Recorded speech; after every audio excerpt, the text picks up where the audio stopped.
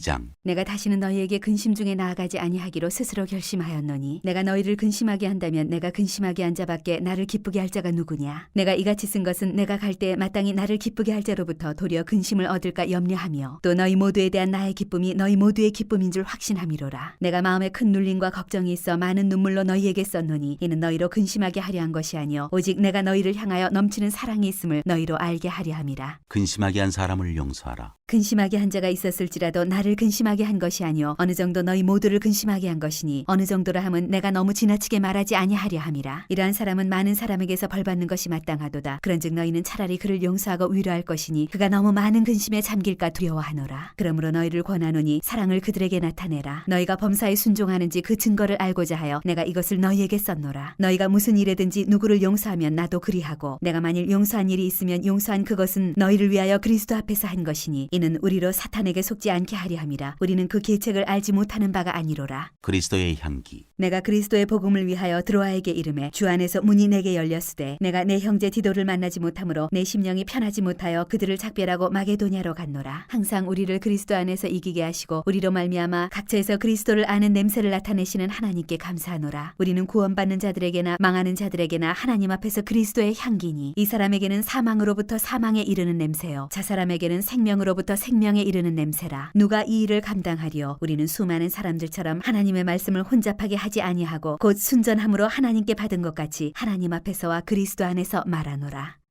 사랑하는 성도 여러분, 반갑습니다. 오늘은 고린도 후서 2장 말씀을 이 새벽에 여러분과 함께 나누길 원합니다. 오늘 고린도 후서 2장에서 우리가 함께 본문을 읽으셨지만 오늘 사도 바울은 매우 큰 어려움에 봉착되어 있죠. 큰 좌절을 맛보게 됩니다. 아침마다 자고 일어나면 우리 성도 여러분 매일 밤마다 기하급수적으로 우리 코로나19 확진자들이 늘어나고 있지 않습니까? 아침에 가장 먼저 접하는 수는 오늘은 과연 몇 명이나 확진자가 나왔을까? 벌써 3,000명이 넘었었습니다. 만나는 사람마다 성도들 가운데 염려와 걱정, 불안, 동일한 감정일 것입니다. 오늘 사도 바울도 고린도 후서 2장 말씀에서 매우 어려운 가운데 직면해 있고 두려움 가운데 있습니다. 간단하게 말씀드리면 고린도 교회는 여러분 아시겠지만 사도 바울이 개척했던 교회였죠. 복음의 씨앗을 1년 반 동안 정말 열심히 뿌렸고 많은 성도님들이 모이게 되었습니다. 그런데 그 두 번째 방문을 통해서 고린도 교회의 심각한 문제를 해결하기 위해서 두 번째 방문을 사도 바울은 했었었죠. 그런데 그때 수많은 대적자들, 거짓 교사들, 그리고 정말 신천지와 같은 이단들이 횡행하며 심지어는 사도 바울의 사도권까지 부인하고 극심한 멸시와 냉대를 경험하게 됩니다. 문제를 해결하러 갔던 두 번째 방문, 고린도 교회에 방문한 사도 바울은 오히려 더 심각한 문제를 안고 가슴을 부여잡고 고린도 교회를 떠나야 했습니다. 오늘 본문에서 사도 바울은 그 고통 가운데 있는 고린도 교회를 방문하지 않기로 결정을 하지요. 그리고 대신 고린도 교회에 오늘 이 사랑의 편지, 눈물의 편지를 디도를 통해서 전달하고자 합니다. 그의 마음은 어땠을까요? 교회가 분열되고 있고 쪼개지고 있고 그리고 두려움과 공포, 또 본인이 두 번째 방문했을 때 겪었던 너무나 고통스러운 아픔, 그는 정말 철저하게 좌절 가운데 있었습니다. 오늘 본문 12절 그는 어떻습니까? 본문 12절에 이렇게 되어 있습니다. 내가 그리스도의 복음을 위하여 드로아의 이름에 주 안에서 문이 내게 열렸으되. 그는 디도에게 편지를 전하고 드로아에서 편지를 전달한 디도, 고린도 교회에 편지를 전달한 디도를 만나기로 약속을 했어요. 그는 드로아에 들어갔습니다. 그는 노심초사 고린도 교회에 대한 소식, 그리고 디도가 과연 편지를 잘 전달하고 돌아올지, 그리고 그 편지로 인해서 고린도 교회의 문제가 잘 해결될 수 있을지가 매우 궁금했던 상황이었죠. 그런데 오늘 본문 방금 전에 읽었던 12절을 통해서 드로아의 문이 활짝 열렸어요.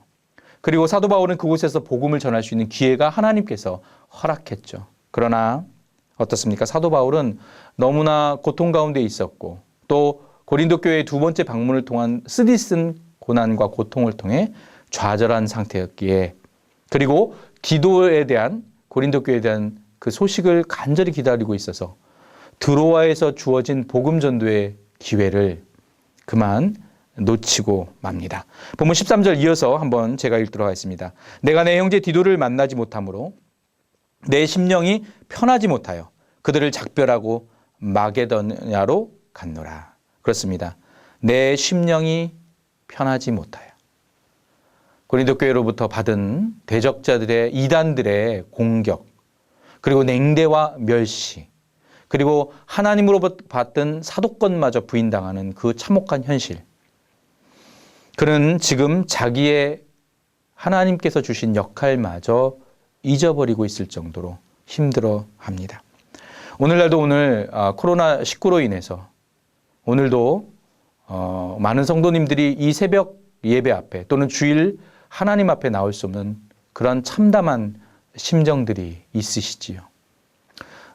신방 가운데 저희들이 직접 만날 수가 없어서 이곳저곳 우리 특별히 어르신들에게 전화를 드렸습니다.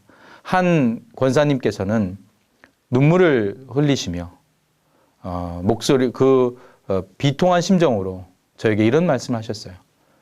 6.25 전쟁 때도 드렸던 예배, 그때도 절대 끊어지지 않았던 예배가 오늘날 이러한 상황이 직면하게 되니 너무나 비통하다라는 말씀을 전해주셨습니다.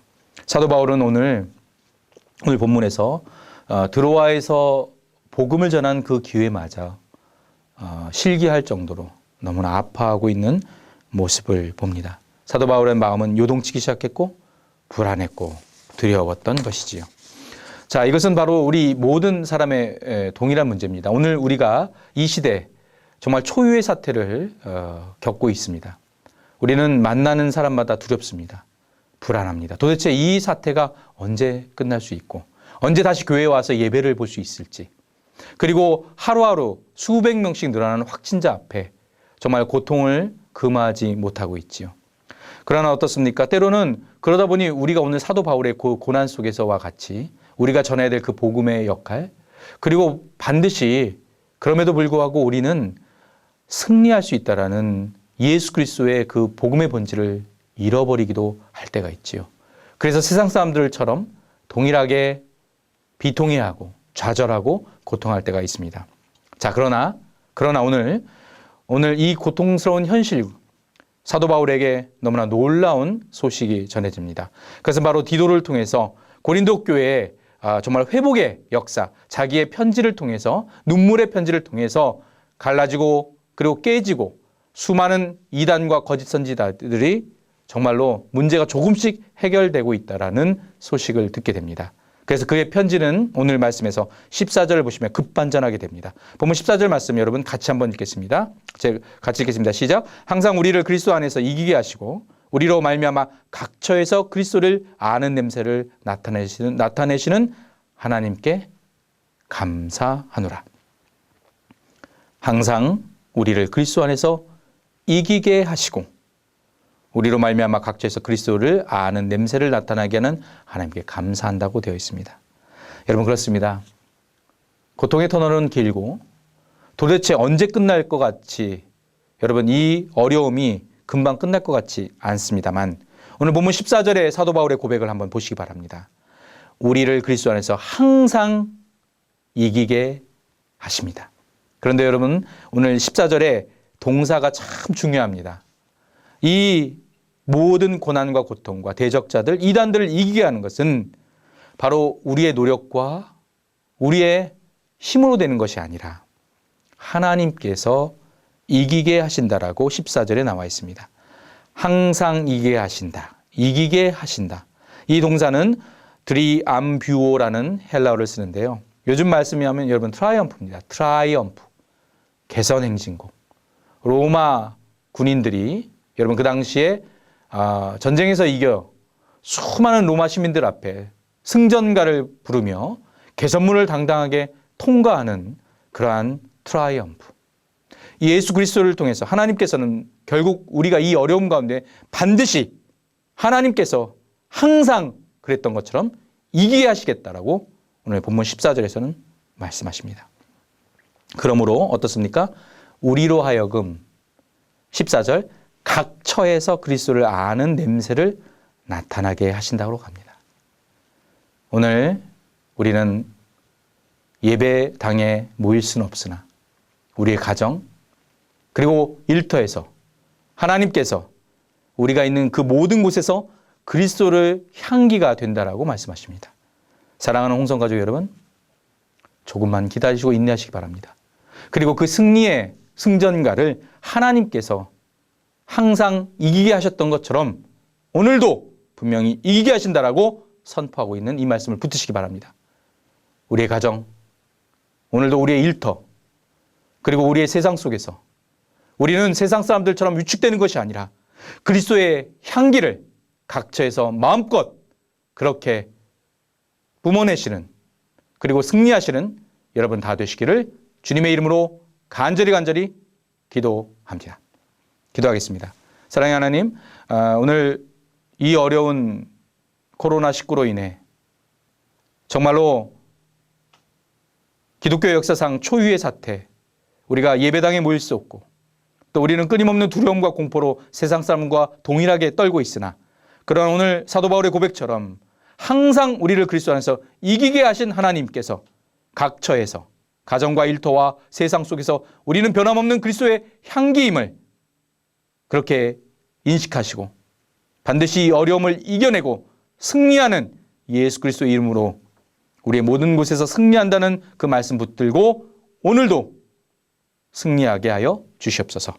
감사하며 이 말씀 예수님의 이름으로 기도하며 이제는 우리의 생명의 구원자가 되시고 반드시 우리를 승리하게 하시는 구주 예수 그리스도의 은혜와 변함없이 항상 이기게 하신다는 하나님의 그 크신 사랑과 성령의 매력이 동충만 감화 감동하심이 세상 사람과 다른 우리 절대로 낙담하고 좌절하고 무너지지 않고 항상 이기게 하시는 하나님 예수 그리스도를 붙들고 승리하기도 결단하시는 모든 홍성 가족들 머리에와 그리고 가정 일터 위에 이제부터 영원까지 함께 있을 지어다.